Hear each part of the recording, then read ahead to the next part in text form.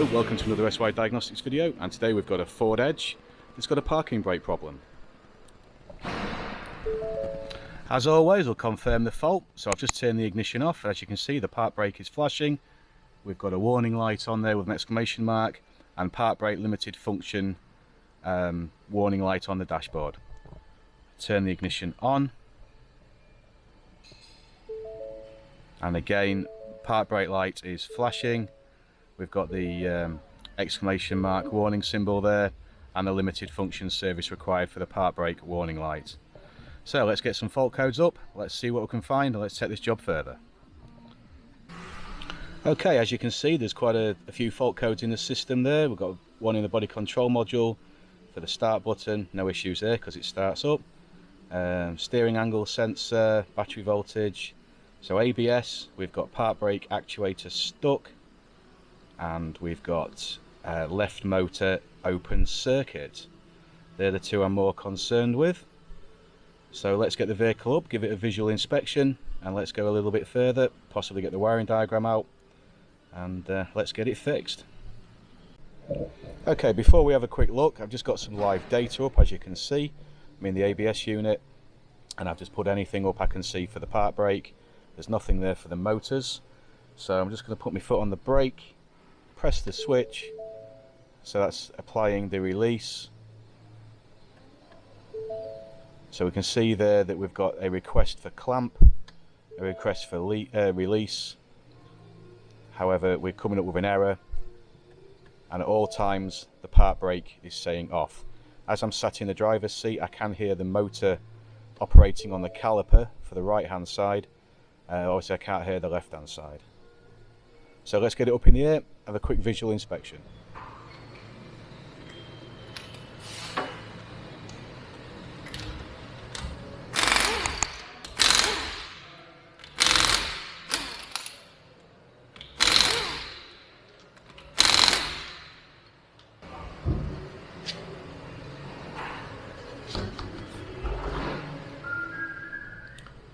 Okay, so we've got the wheel off. Quick visual inspection of this particular harness here, going right to the caliper.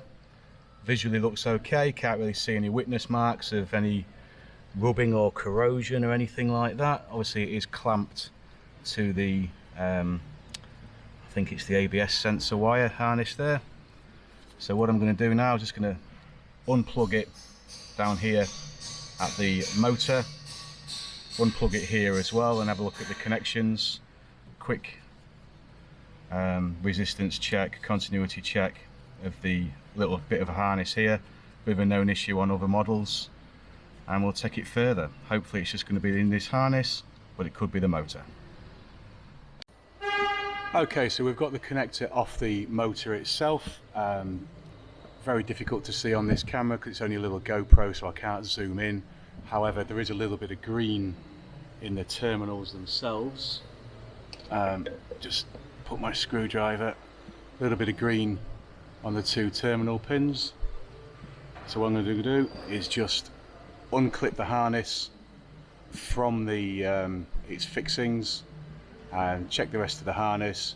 Probably do a quick continuity test across the motor as well, because obviously we can test the other motor to see what resistance values we've got, so we know if the motor's okay. And yeah, we'll check the harness and take it from there.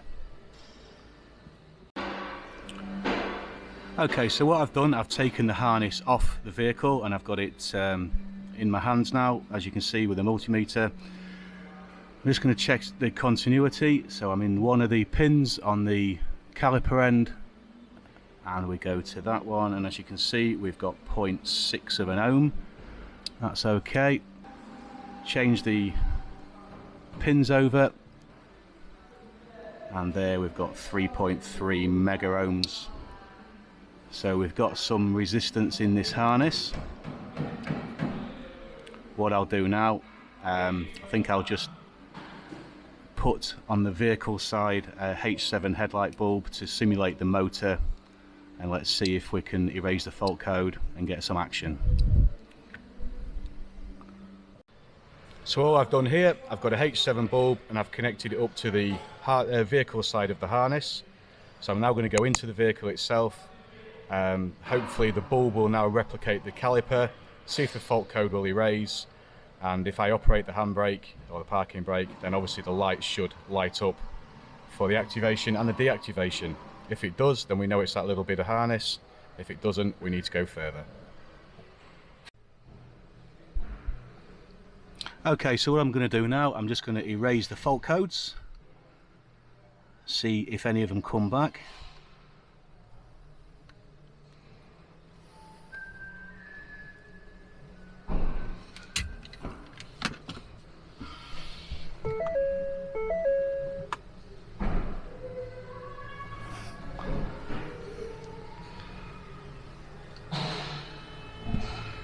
So no fault codes have come back, however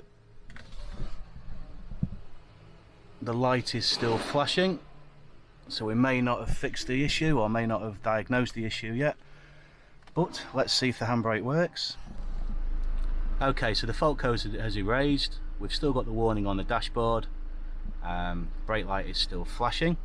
So what I'm going to do, I'm just going to reach in and I'm going to press the handbrake switch. The brake pedal is pressed at the moment with a lever bar, so let's just apply it. As you can see there, my light lights up, so that's applied the handbrake hopefully, or the simulated applying the handbrake. That stays on, goes out,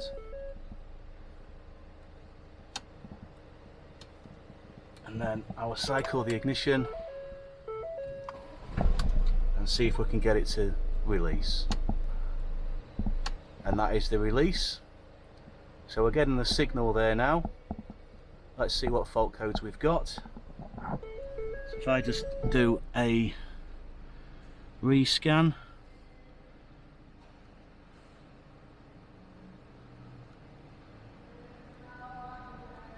so yeah, we've got two different fault codes, but I think what I might do, I might have a go at just bypassing the wires with some thicker wires, bypass that harness and see if we can get a fix that way.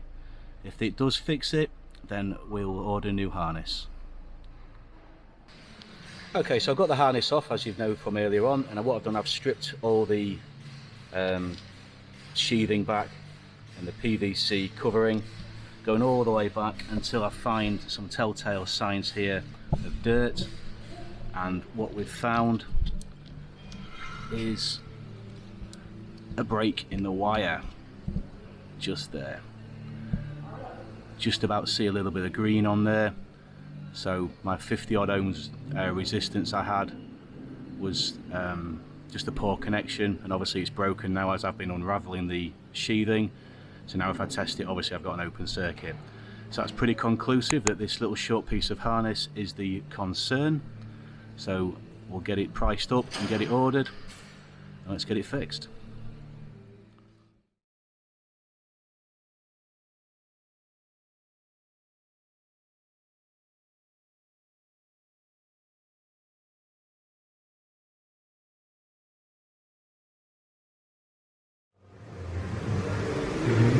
Okay, so it's the next day now and we've got the new part. Just open the box up. And here is the new harness. So let's get it fitted to the car. So we've got the new harness fitted, all routed correctly, all the way down to, really can't see it there unfortunately, down to the caliper connector itself. And I've cleaned up the caliper connector points because the two pins there had a little bit of corrosion on them.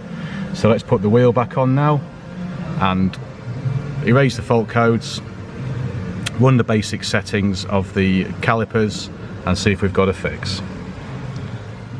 Okay, so at this point I realised I didn't press record on the camera.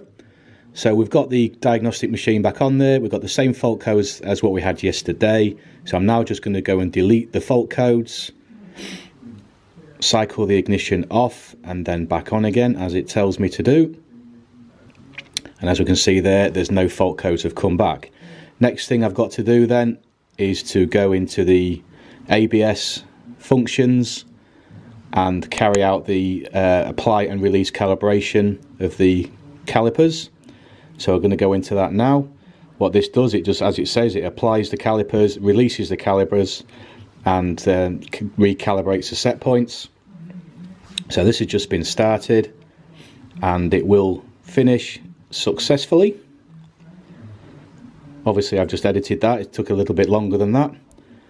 At this point I wanted to show that the lights had gone out on the dashboard and that I could successfully apply and disengage the parking brake. And what I'm showing there is after doing that, I rescan it and there's no fault codes come back. So that's the fix. So thanks for watching, guys.